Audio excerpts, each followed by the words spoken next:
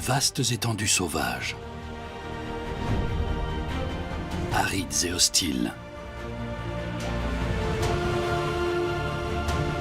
Nous sommes dans le nord-ouest de l'Inde. Pour survivre ici, mieux vaut être bien armé.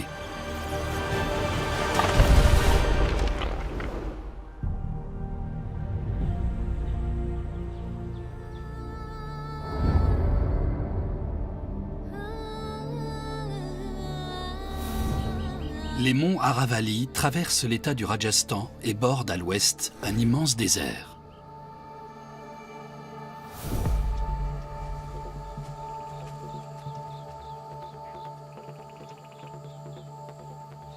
Il y tombe moins de 20 cm de pluie par an et les températures peuvent y dépasser les 38 degrés.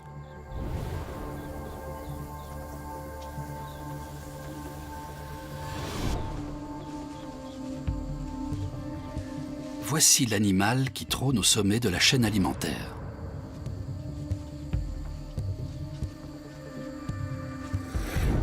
Le léopard indien chasse en solitaire. Il s'accommode à merveille de la sécheresse.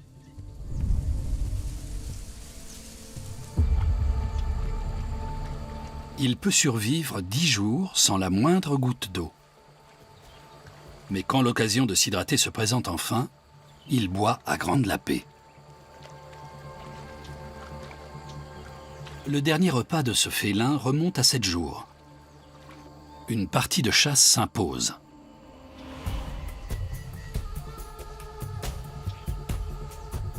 Le léopard est aussi discret à travers les herbes sèches que dans la jungle.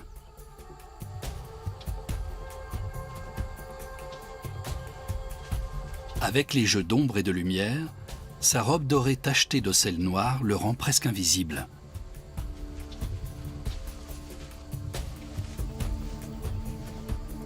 Le camouflage parfait.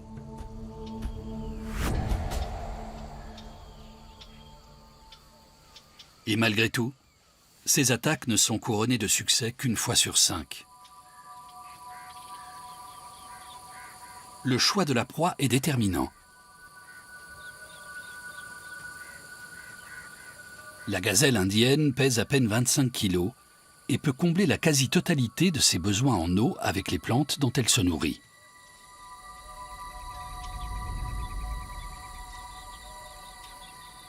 C'est la période du rut, ce qui rend les animaux moins vigilants.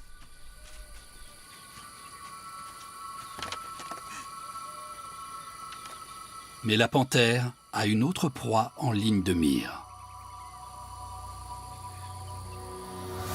Une antilope nilgo. La plus grande antilope d'Asie.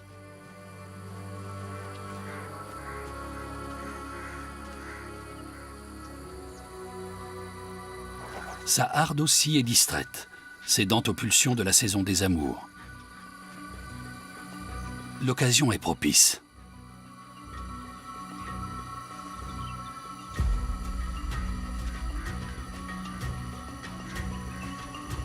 Ce bovidé est au moins 3 fois plus lourd que le léopard.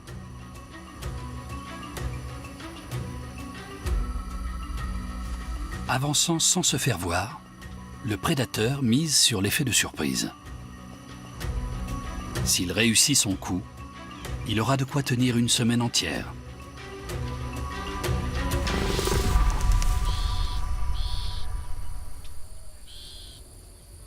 Les gens du rayonnement ultraviolet.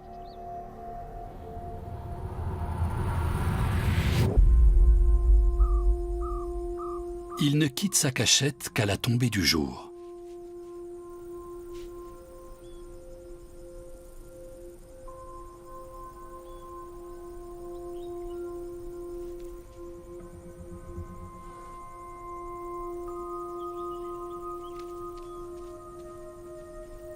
Il doit se déplacer en terrain rocheux. C'est pourquoi ses doigts se terminent par des griffes et non par des petites lamelles adhérentes, comme les autres espèces de geckos.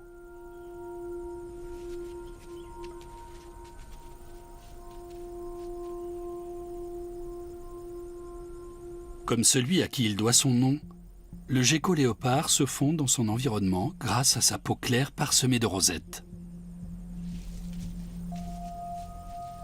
Dans l'obscurité, il se fie à son ouïe particulièrement fine.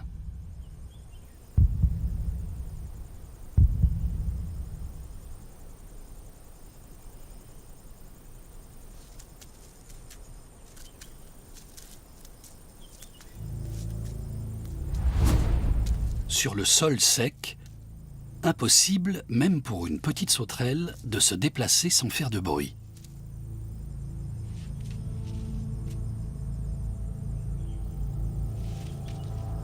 Sa seule chance est de rester totalement immobile.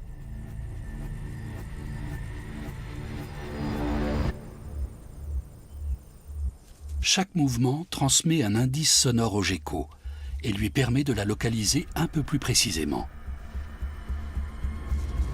Ça y est, il l'a en ligne de mire. La sauterelle n'a plus aucune chance.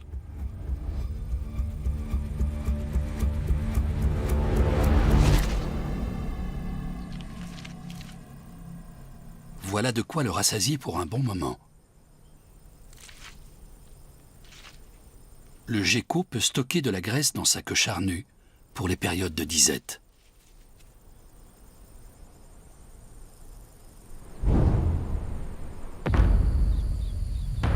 Retour sur les terres du léopard.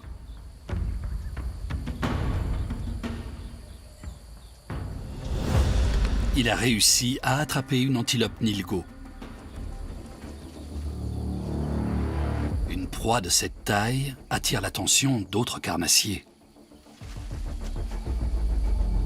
Au pire, d'un mâle rival.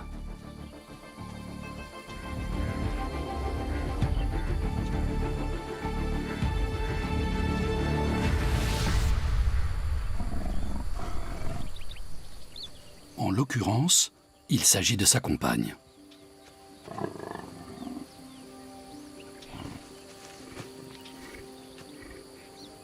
En raison de la destruction de son habitat et du braconnage lié au trafic de peau, le léopard indien est menacé. Aussi, chaque accouplement est-il une bonne nouvelle.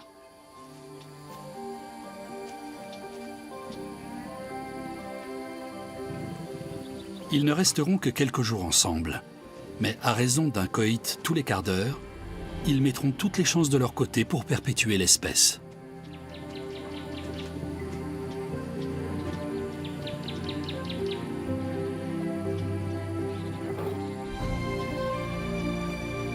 Des amours brèves, mais vitales.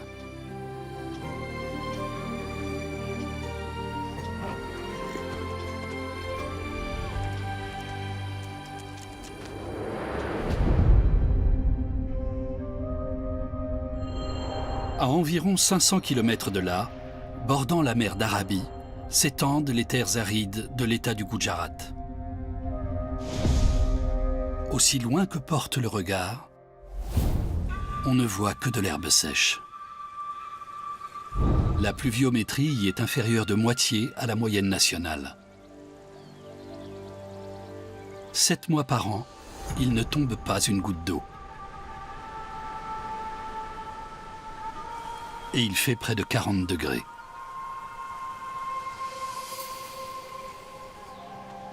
Un climat qui convient toutefois très bien à cet animal aux cornes féeriques.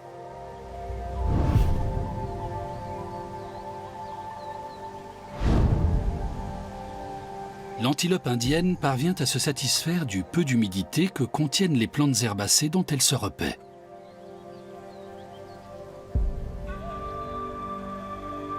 Après avoir longuement brouté le tapis de graminées en solitaire, ce mâle revient sur son aire de reproduction.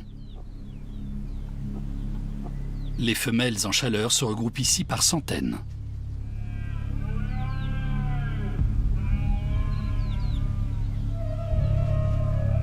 De nombreux prétendants sont au rendez-vous.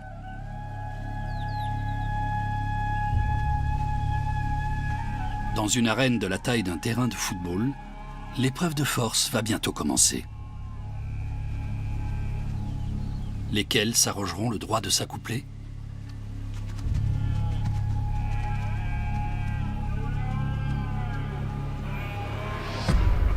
Celui-ci est dans la force de l'âge. La testostérone rend sa robe plus foncée. Ses cornes mesurent plus de 75 cm et il dégage des phéromones par ses glandes faciales. Tout le monde doit savoir qui est le maître des lieux.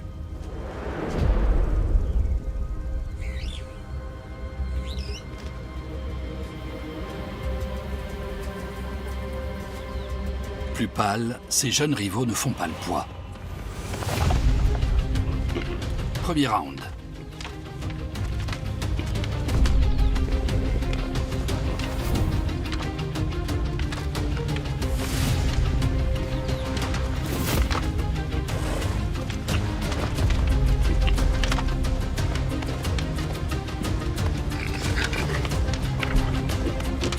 Le champion en titre domine largement la concurrence.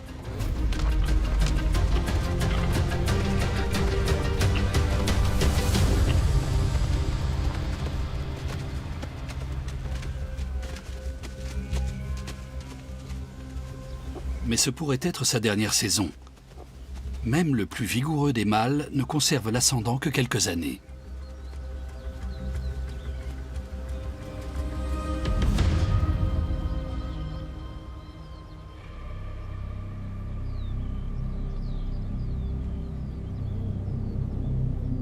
En lisière de cette vaste plaine herbeuse, des restes macabres parsèment le sol. Quel carnassier a fait bombance ici? Ces énormes percées n'abritent pas un monstre, mais une nurserie.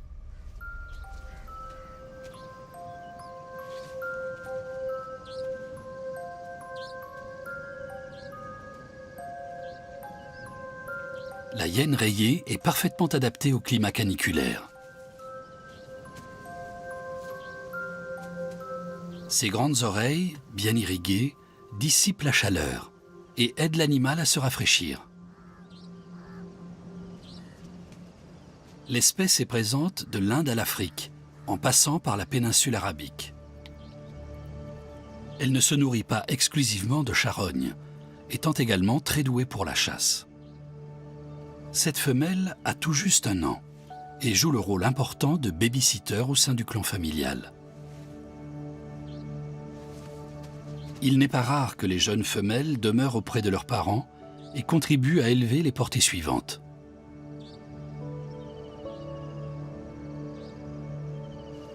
Plus les petits sont entourés, meilleures sont leurs chances de survie.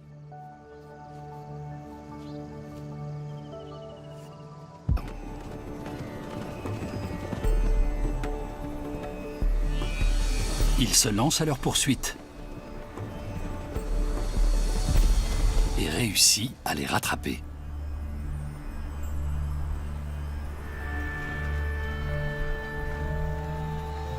Mais ce tas de crottins est un signe qui ne trompe pas.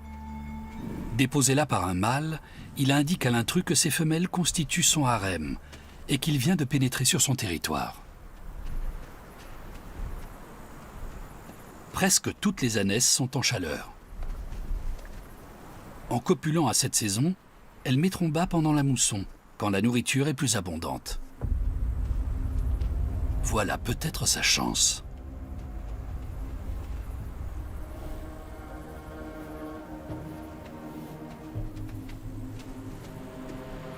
Mais il est vite repéré. Pas question pour le mâle en place de partager son harem.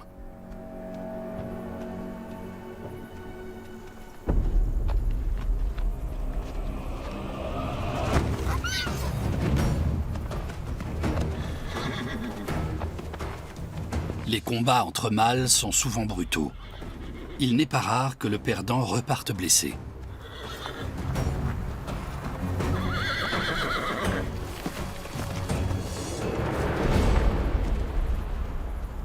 Mais ces deux-là sont assez jeunes. L'intrus s'en sort indemne.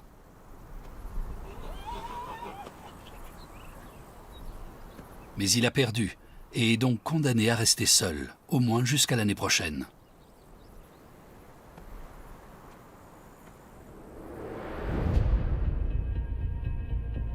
À plus de 300 km au nord-est, s'étend le plus grand désert d'Inde, le désert du Thar.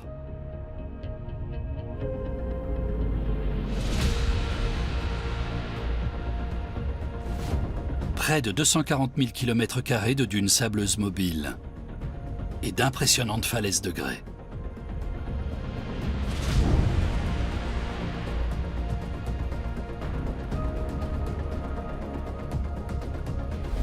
À sa limite orientale se trouve Jodhpur, une ville de plus d'1 million d'habitants surnommée la porte du désert de Thar.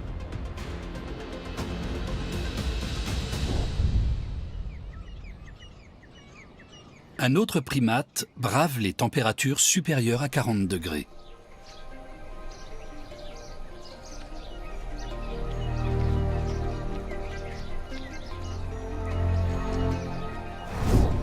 Ce petit antel d'Hanuman, ou langur sacré, vit avec son groupe sur un escarpement rocheux.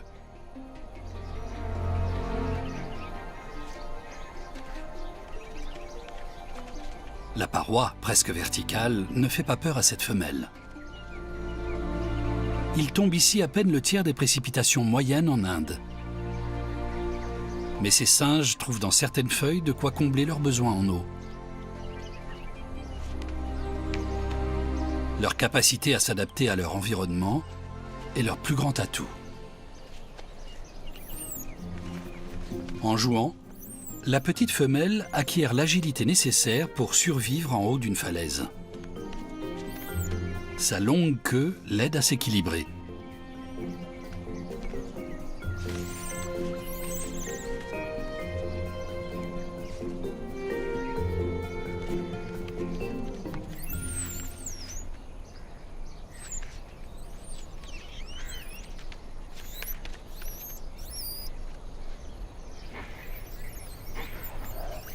Après une bonne séance de batifolage, un petit moment de détente.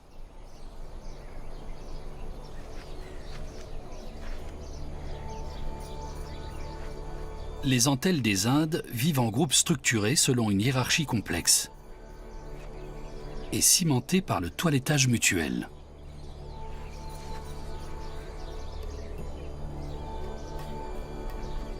Les femelles dans la fleur de l'âge occupent les rangs les plus élevés et à leur tête siège la matriarche. Au sein d'une bande, les naissances des petits langurs sacrés sont synchronisées. Manifestement, l'une des mères de ce groupe a eu son petit plus tard. Toutes les autres veulent le voir. En principe, les femelles s'occupent ensemble des petits. Mais la jeune maman est réticente.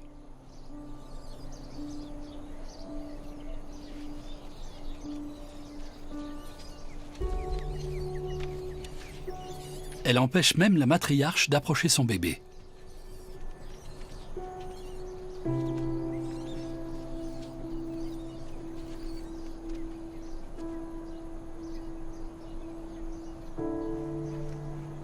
Quelque chose ne tourne pas rond.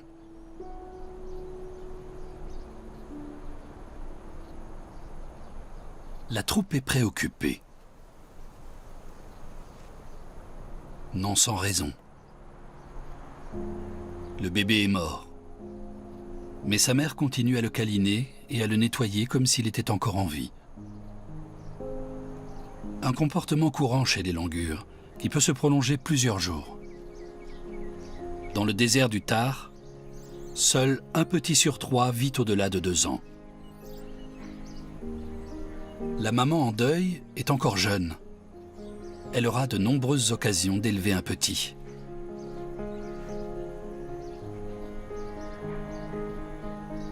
La petite femelle joueuse se sent en sécurité au sein de la bande. Elle ne la quittera jamais. Les langurs sacrés femelles restent toute leur vie dans le groupe qui les a élevés.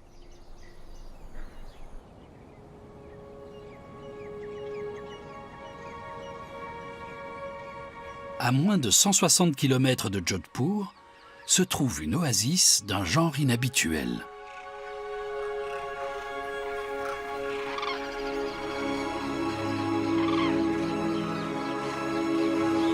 L'histoire de cette colonie de grues de Moiselle a commencé avec à peine une douzaine d'individus.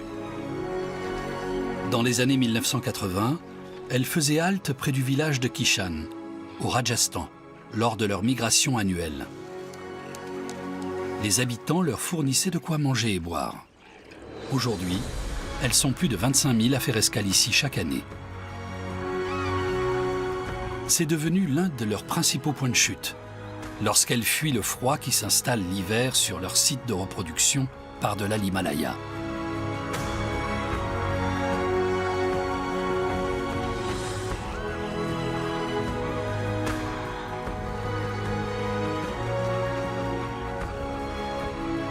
Et comme les habitants continuent à les nourrir, certaines s'attardent jusqu'à 5 mois.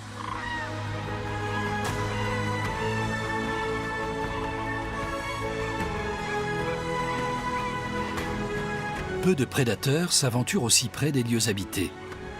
Ce pourquoi cette improbable oasis est plus populaire d'année en année.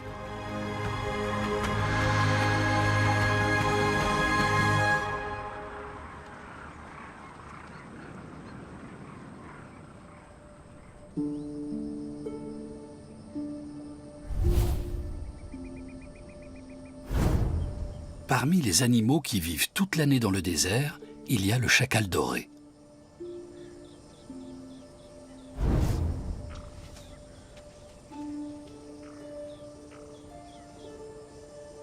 Une espèce monogame. Une fois formés, les couples restent unis pour la vie. Omnivore opportuniste, il chasse de petites proies et profite aussi volontiers des restes laissés par des prédateurs plus grands que lui.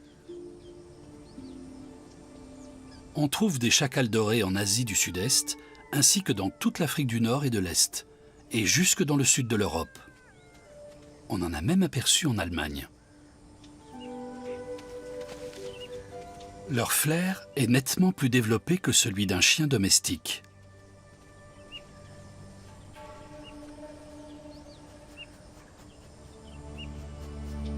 Ils détectent de très loin l'odeur de putréfaction caractéristique des cadavres.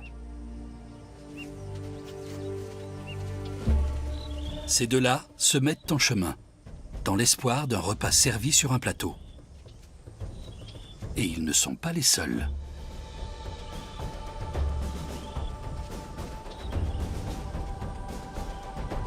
Un renard du Bengale est sur leurs talons. Commence alors une course entre charognards.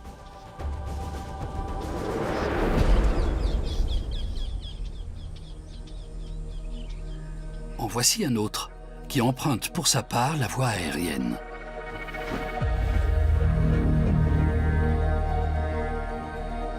Le vautour fauve se sert du phénomène d'ascendance thermique pour surfer sur les vagues d'air chaud.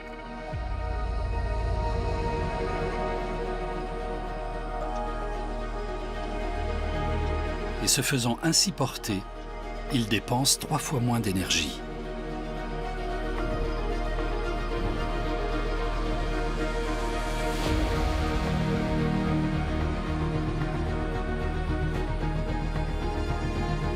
Sa vue perçante depuis les airs entre en concurrence avec l'excellent flair des canidés.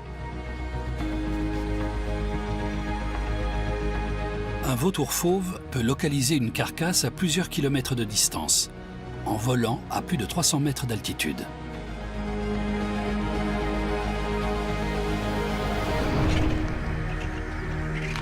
D'autres oiseaux sont déjà sur place.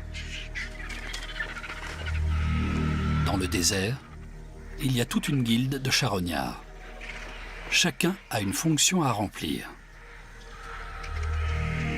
Le vautour moine est muni d'un puissant bec crochu, outil idéal pour découper les parties coriaces des cadavres, comme les tendons et le cartilage.